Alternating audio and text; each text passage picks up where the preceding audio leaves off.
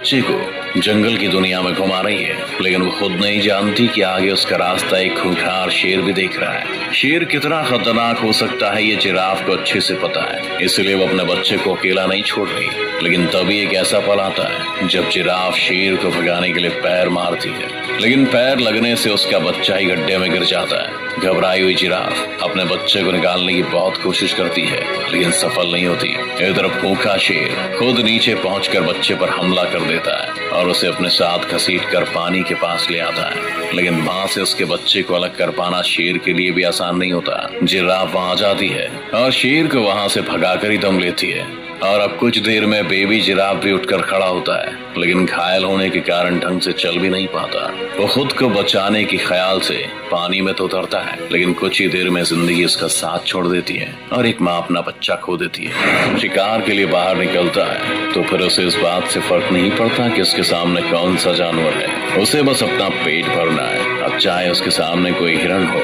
या फिर कोई क्यों ना हो।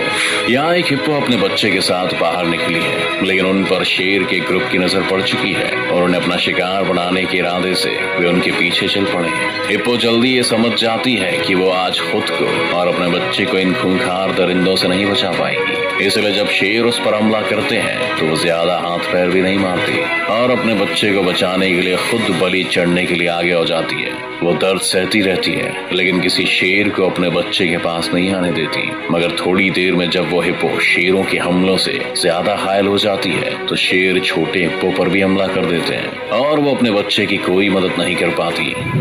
हमला सबसे खतरनाक होता है और इसके हमले से बच पाना किसी के लिए भी आसान नहीं है।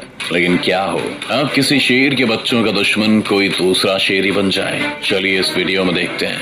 यहाँ एक शेरनी अपने 2 बच्चों के साथ टहलने निकली है।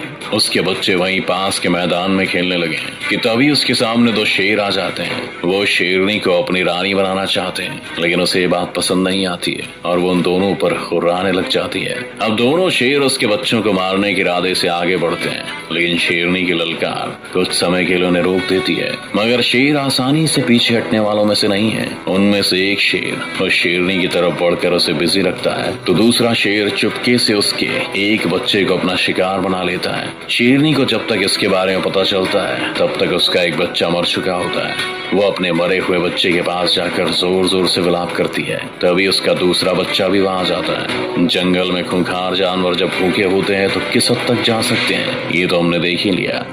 वो अपना पेट भरने के लिए किसी जानवर के नन्हे बच्चे को भी नहीं छोड़ते और इसे अपना शिकार बनाकर ही दम लेते हैं, फिर चाहे उसके लिए उन्हें उसकी माँ को ही क्यों ना मारना पड़े। खूंखार जानवरों की बात होती है तो उनमें जंगली कुत्तों का भी नाम आता है। ये झुंड में रहकर शिकार करना पसंद करते हैं और अपने नुकीले दांतों और पंजों से शिकार को नोच डालने में भरोसा रखते हैं।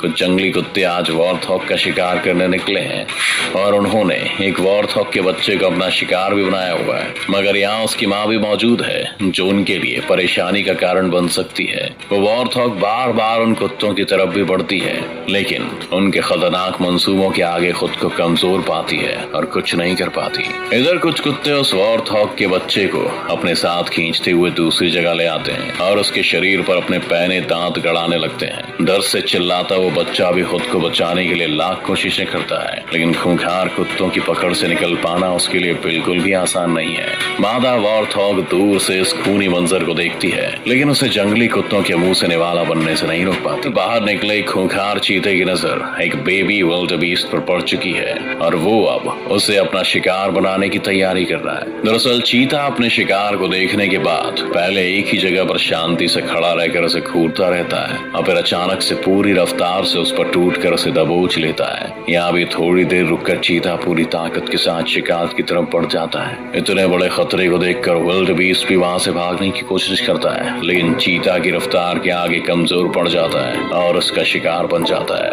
विल्डबीस्ट चीता के सामने छटपटाता है, लेकिन चीता उसे उसकी गर्दन से पकड़कर बैठ जाता है। कुछ देर में यहाँ विल्डबीस्ट की माँ भी आ जाती है, लेकिन दूर से खड़ी होकर इस पूरे मंजर को देखती है, क्योंकि चीता से टकराने की ताकत तो उसमें भी नहीं है। आखिरकार विल्डबीस्ट वहां से चली जाती है और चीता अपने शिकार के साथ ही बैठा रह जाता है। नाक हो सकता है हम इस बात का अंदाजा भी नहीं लगा सकते।